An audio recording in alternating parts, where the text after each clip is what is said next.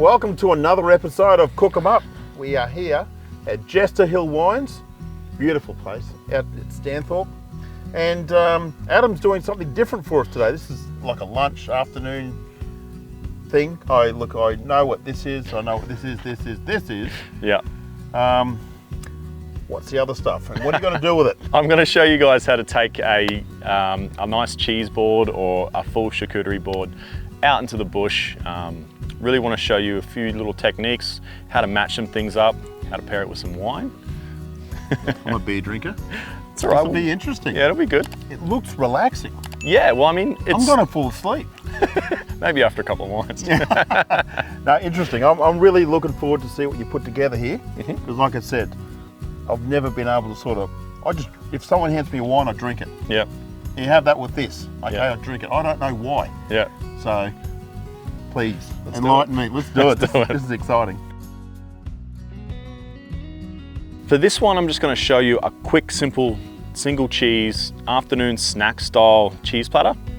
And keep it really simple, all right? So this is just a triple cream brie, a Tasmanian one. And I've also got here some truffled salami by Salumi. We sell this at Super Butcher. It's an amazing product, very fragrant. You really want to make sure that if you're spending money, you want to taste the product. So I've just got a simple, no flavor water cracker. You can get like a cracked pepper water cracker, will be fine, or some crusty bread like this baguette. It's really what you want to do. Nice, subtle bases. And there's another little trick I learned in the restaurants with brie. This product here, it's Australian bee products from the local region here. You'll find a lot of towns and in the city, I know on the Gold Coast, there's lots of different little boutique honey producers and you can get honeycomb.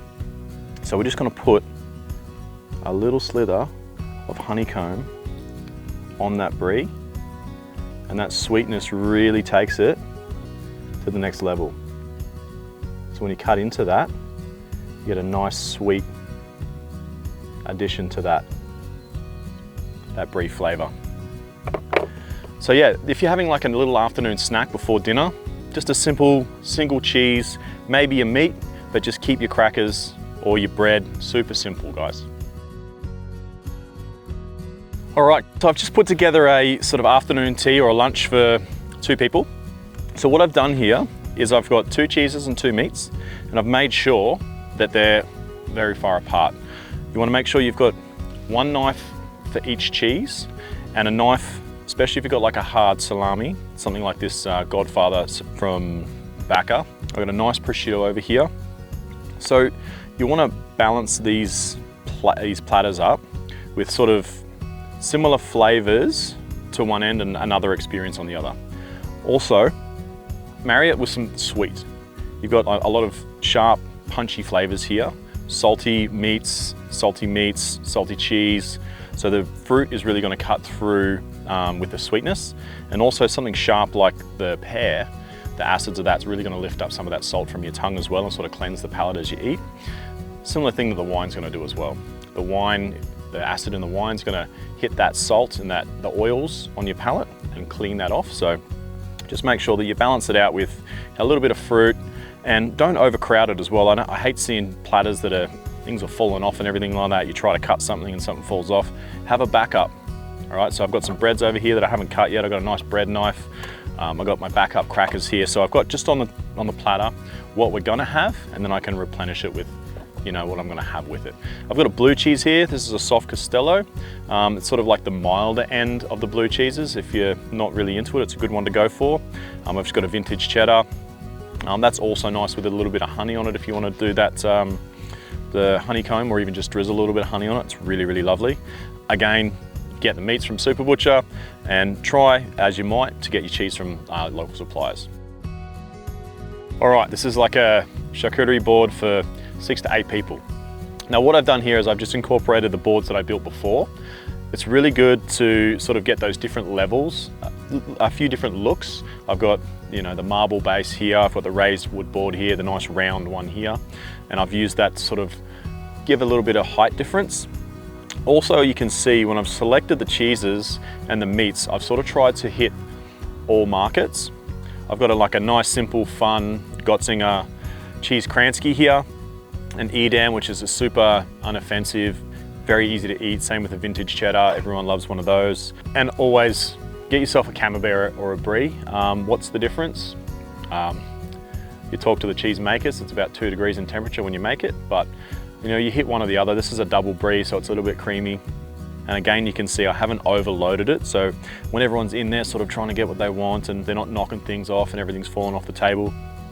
But you can see I've also used the table. So I've got a tablecloth down so I can put some of the fruits around, and if it does fall off, it's not a big deal. Come on over, Glenn, you want to have a try? Yes, this is your masterpiece. It is, it's just a fun little way to, there's no cooking involved, just cut a few things up. Do what you like, go as big or as small as you like. Adam's doing sexy. And yeah, I mean, here in, where are we, Stanthorpe? Stanthorpe. Jester Hill, we tried some of their wines earlier and these are amazing. We're going to try the very interestingly named Roland the Farter. It's sort of similar to a Pinot Noir. So you'll see people when they pour the wine, they'll start swishing, all right? And that's really to get the oxygen in there, because it's going to be the first sip of a wine when you open it is going to taste different to when you finish the bottle. It's just that oxygenation of the wine changing the flavor. Like if you took a sip of that now and then a sip of that in another 10 minutes, the flavor is going to grow and sort of settle. It usually tends to be a bit tart, so do I have a little bit offensive. Yeah. Smell, and does that do anything? Yeah. I mean, you experience everything. It's with all your senses, right? So you smell your food, you smell your wine, whatever you're drinking. Oh, that is actually really good. And when you're tasting a wine, to really experience the flavors, you just want to take a little bit in your mouth.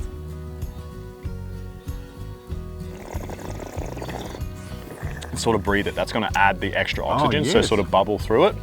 And then when you finish that, let it fall across the back of your tongue. So you're going to get all those flavor profiles, because different areas of your tongue have different flavor senses they pick up. And that's going to give you the full profile of the wine. So when you're experiencing it for the first time, or when you're tasting a wine, or someone brings you a wine to taste, you're going to aerate it and you're just going to let it fall across your palate and then drink it. You don't want to take big swigs of it. It does make a difference. It does, yeah. Okay, where will I start, mate? Red meat. Well, we've got Salumi do this beautiful truffled salami, and it is an experience. So I'll just get you some of that.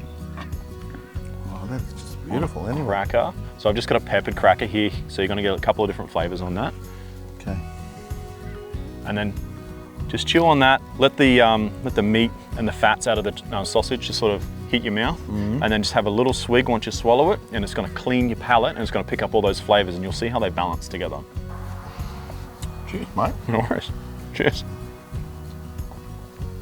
It doesn't overpower it. Absolutely. Yeah, blends really nicely, right? All right, so we're going to take this over to the fire and have a feed. I've nearly finished mine already. I'll be getting into it.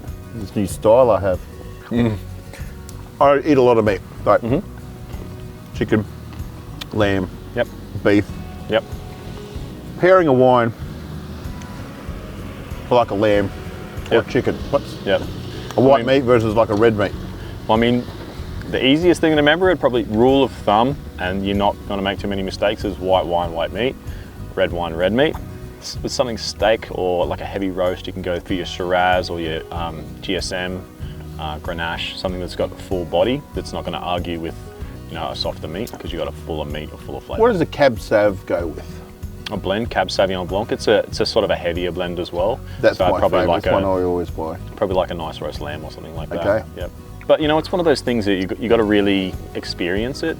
And some wines are going to perform better than others. So I tend to find, once I find one I like, I'll stick to that. Like, I've got a few that I enjoy. So just get a little bit of advice, and then just play around with it. Well, that was really informative. A little bit educational. Yeah, and there's Jester Hill Wines. Great people, great location. Yep. And the spread. We're in a wine vineyard next to a lake. Punch it out, you've got a chopping board and a picnic table, or even a picnic mat.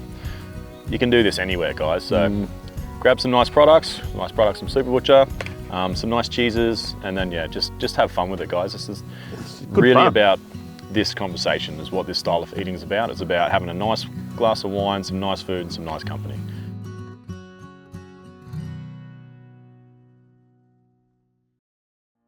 Not a bad afternoon. Fantastic afternoon. Yeah. Nice and relaxed and sit around for a bit. Oh, yeah, drank a bit of wine. Yeah, sun's going with a down. wobbly boot on. So you're going to get dinner ready? Yeah, I just had a cuppa, so I'll get some dinner ready and see if we can see some of this light before. Righto. Well, I'll take this opportunity to have a tub. All right, sweet. See you in a bit. Get that chook on. No doubt. All right. Okay, while Gleno's having a tub in the old zone, I'm going to get some dinner started. So I'm going to do a twice cooked orange chicken. I'm going to do it in the camp oven. So I'm just going to get started here. So I'm just going to start with cutting up some onions and some carrot, a little bit of garlic.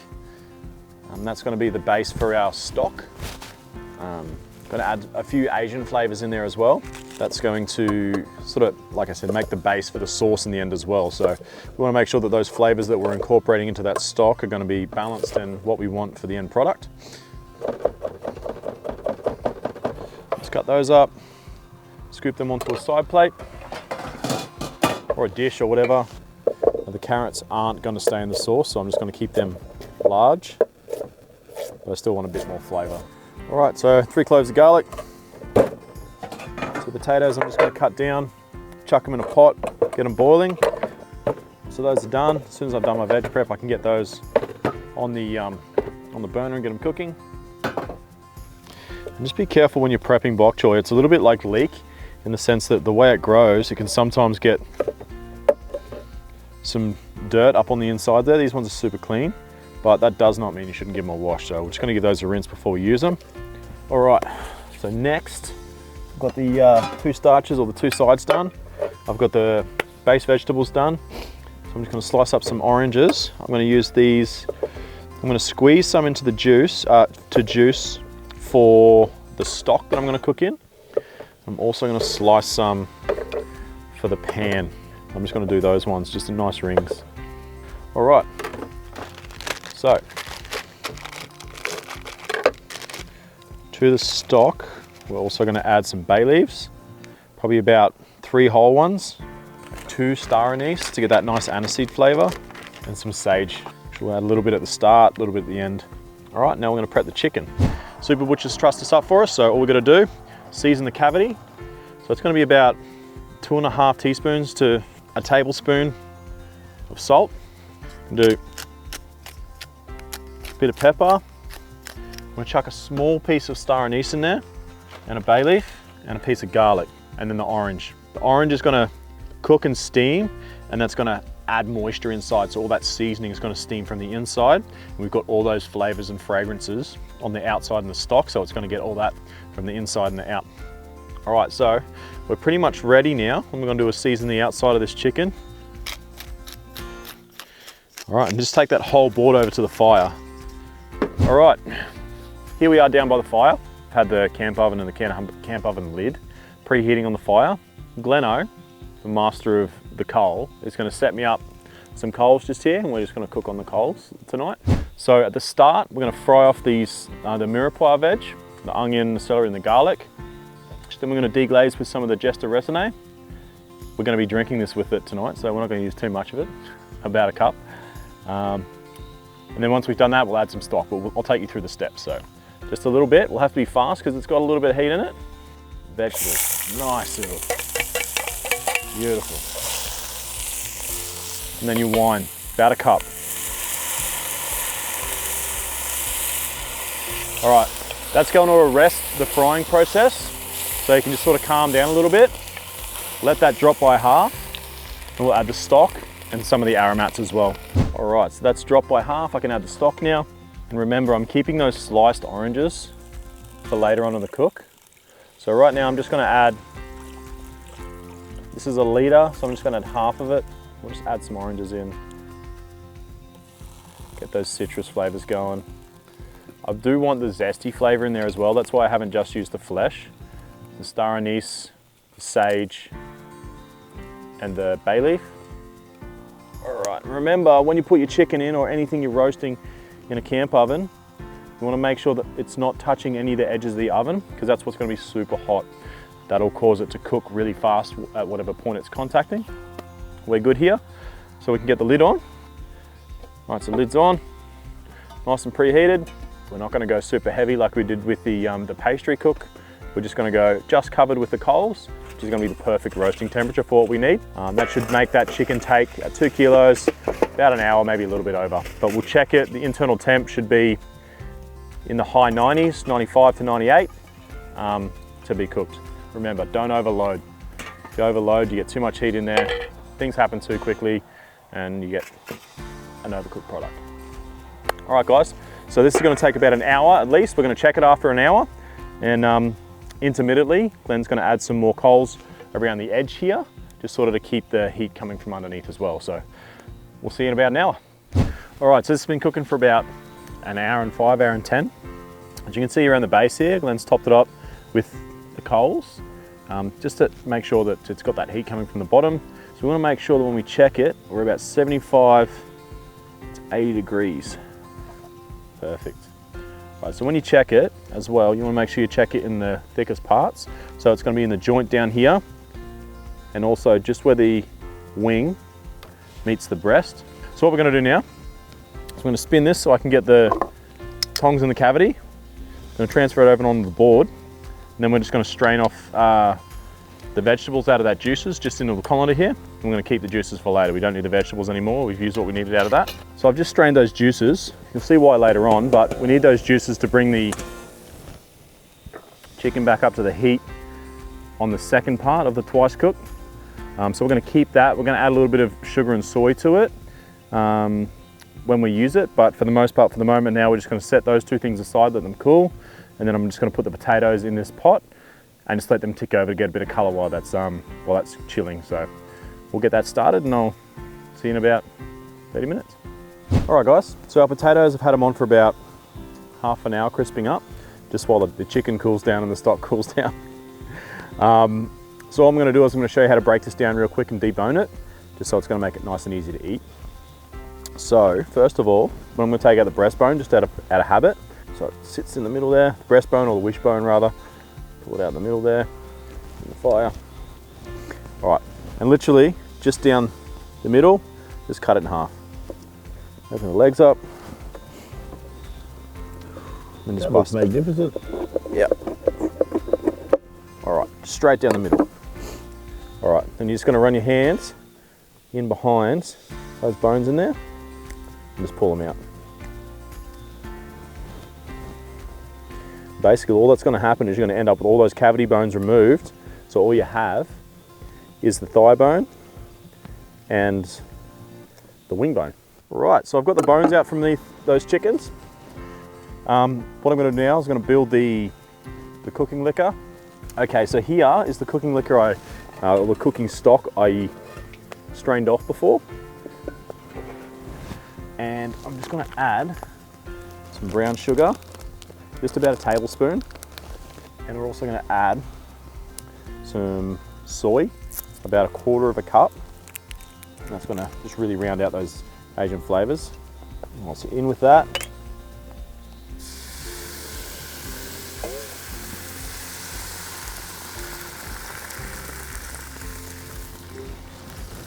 those oranges we saved from before. I'm just gonna put those chickens straight back in. And this is where the twice cooked part comes from. Add those in there. Just like that. All right, then we're just gonna lid that, add some more coals on the top, and we'll finish that off. Should take about 15 minutes. That stock should drop by half. Chicken should be nice and crispy, and sauce will be ready to go.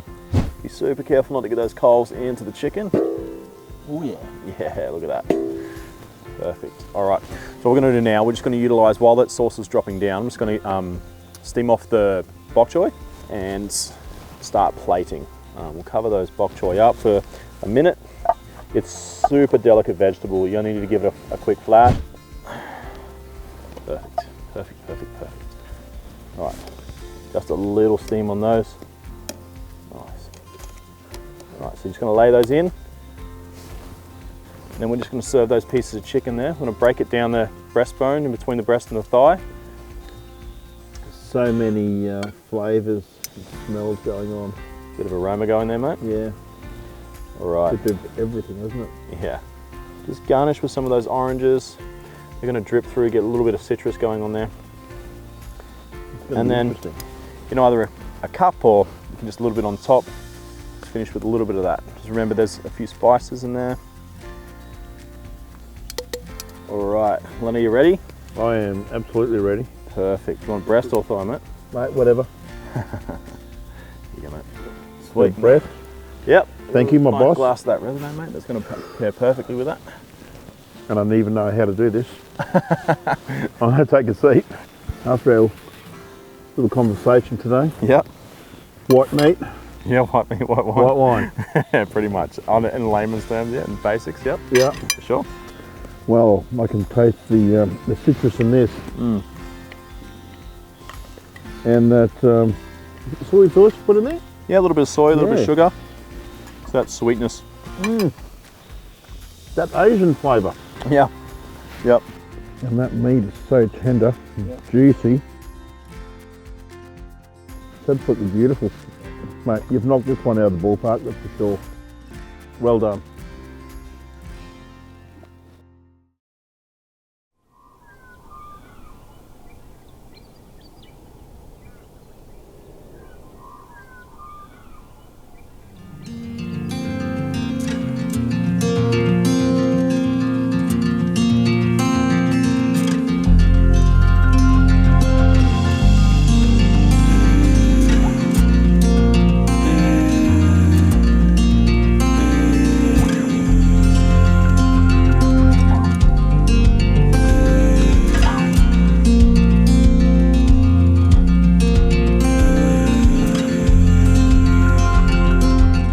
Beautiful morning here at Jester Hill Wines, just outside of Stanthorpe. Some beautiful fog this morning. It's a bit crispy, but I'm going to warm us up with the best ham and cheese sandwich you've ever had. It's called a Croque Madame. It's like a Croque Monsieur. If you don't know what either of those are, I'm going to show you. So first of all, I'm going to get started on the sauce. So we just need to make a white sauce. I do it a little bit different to a lot of other people. I like to infuse the milk. So we're just going to infuse it with some onion, bay leaf, and whole black peppercorns. I've got about 500 mil, or yeah, about 500 mils there. I just like the extra dimension of flavor it gives the sauce. If you're used to making a white sauce, you know what you're doing, just make it how you like to make it. Have a go at adding this step. I do this even when I make mac and cheese. It's just that subtle extra flavor. Bay leaves, you're only going to need about 3. I need a lot. And some whole black peppercorns. Again, about 3 or 4. Take them out of your cracker. Use the whole ones because you're going to want to try and catch them.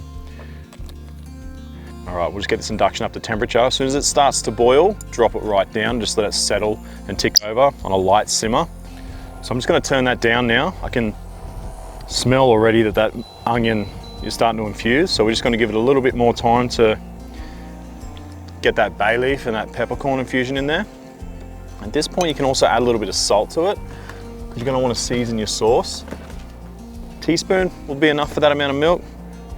So I've got that milk infused. It's been about 6 or 7 minutes. It should be all you need. I just kept it moving even though it was low. I didn't want the milk to catch on the bottom at any point. As I said before, it's really going to ruin your sauce. So just strain that out. All right, then we're going to get straight into making this white sauce. So I've got about 1.5 tablespoons of butter in front of me, cut up. Just going to put that straight in. Just make sure I've got all that milk out so I don't get any burn bits.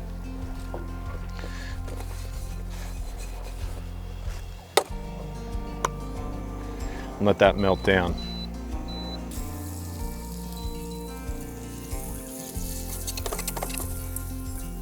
And like any white sauce, you're making a roux right now, which is just your flour and your butter. With a white sauce though, you want to be super careful that you don't get any color on your butter, otherwise it'll send your sauce brown. I'm just going to keep that off. You want to go 1 to 1, so I want about 1 tablespoon of flour. All right, just mix that up. See, I'm off and on the heat here. Just really trying to avoid getting any color in that sauce. All right. Looking good. Now, if you normally make white sauce at home, and you can make it just like this and add cold milk to this, it'll work a little bit slower, but because this milk's warm, it's gonna almost thicken straight away. So just be aware. If you're not confident with your spatula, get your whisk out, start pumping through it. But yeah, this will thicken up nicely. I'm gonna turn that right down now. I'm gonna grate in some Parmesan to get it to thicken up that little bit more and give it a bit more flavor. As you can see, that's a beautiful white sauce right now. Flour takes a little bit to cook out, so just give it maybe 1 more minute. Keep it moving, but I'm super happy with that. All right, so we can just grate some Parmesan. I just got some Grana Padano, probably about a tablespoon and a half at this point. Just enough to give it a little bit of body and a little bit of flavor. Just let that melt through. Lovely. All right, so that's the white sauce part of this sandwich done. I'm gonna clear this away, clear the board away, set it aside, and get started on building the sandwich. All right, the building part. So this is really just a ham cheese sandwich, if I'm being honest, but we're gonna cook it in the fire and we're gonna build it. So what I've got here, I've got some beautiful wood smoked ham, some provolone, which is like you could sub that out for Swiss cheese, a mozzarella if you want. This one's just got a little more flavor than a mozzarella. You really want something that's got a bit of stretch to it. So when it melts, it's really gonna bind that cheese sandwich together. All right, so butter. Now I've just melted this butter, but you don't have to. If you've got some butter, I mean, or some margarine if you want, but you've got some butter that's nice and softened, that'll work. It's just super cold out here in Stanthorpe and the butter won't stay soft. So I've just melted up, it'll work fine. Egg. All right, so flip. Ham. Don't be shy. You're having 1 cracked egg on top of this. So make sure you've got enough in there to fill your tummy for the day. Like I said, you can do this in a pan as well. Just build it, grill it in the pan, flip it, put your sauce on top, your fried egg on top. Again, something stretchy, like a Swiss, mozzarella, provolone, an Edam, something like that, grill up.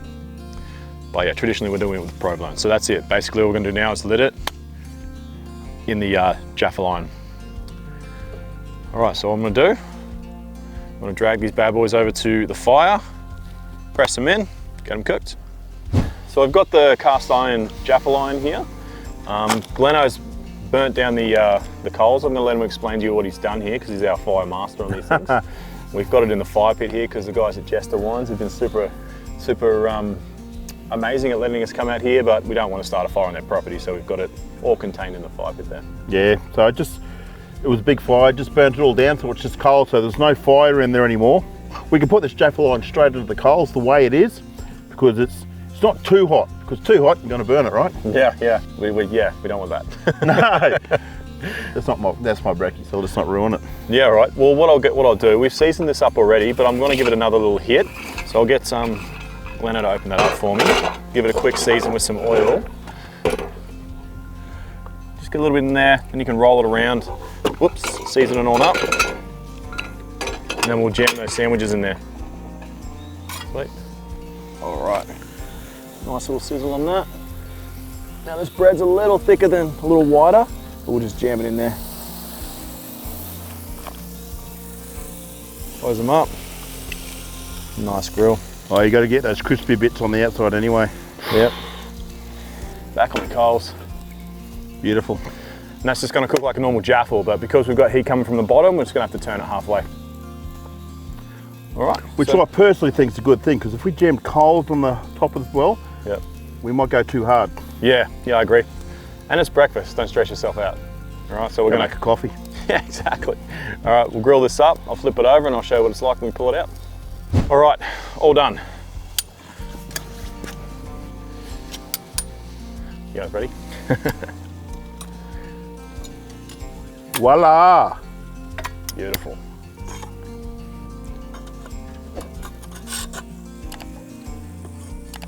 Beautifully golden brown. Yeah, she's come up amazing.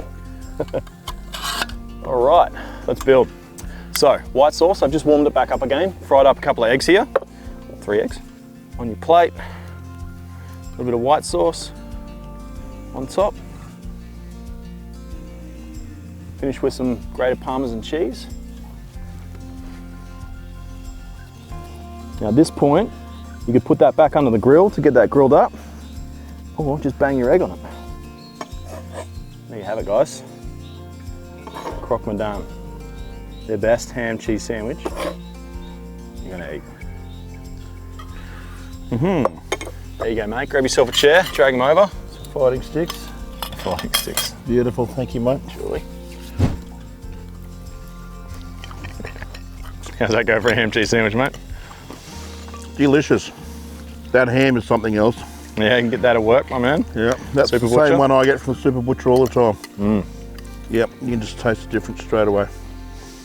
Well, Adam, Jester Hill Wines, great location. But what I've really loved about these 3 meals here is the simplicity and the diversity, I suppose, of campfire, induction cooking, and gas, and obviously the cheese spread yesterday. Yep. With no fire. What Great about this location. venue? Yeah, Amazing. Wow. The wines they crank out here are something else as well. I'd have to say, anybody in the Stanthorpe region, you've got to get down to Jester Wines, Jester Hill Wines. See Anne and Mick. Yeah. This one's had it all. It has. Well done, mate. Thanks for cooking for me again. My absolute pleasure, mate. I suppose that wraps up another one. We better finish our breakfast and hit the road. Hit the road. Let's do it all again. Perfect. Cheers, mate. All right, let's do it. You can make the coffee this time. Hey y'all, I hope you enjoyed that episode of Cookem Up. Now if you want to rewatch that video, get the recipe card or have a look at any of the ingredients, just go to superbutcher.com.au/superchef. You can also have a look at some of our other recipes, tips and tricks that we've got on there for everyone.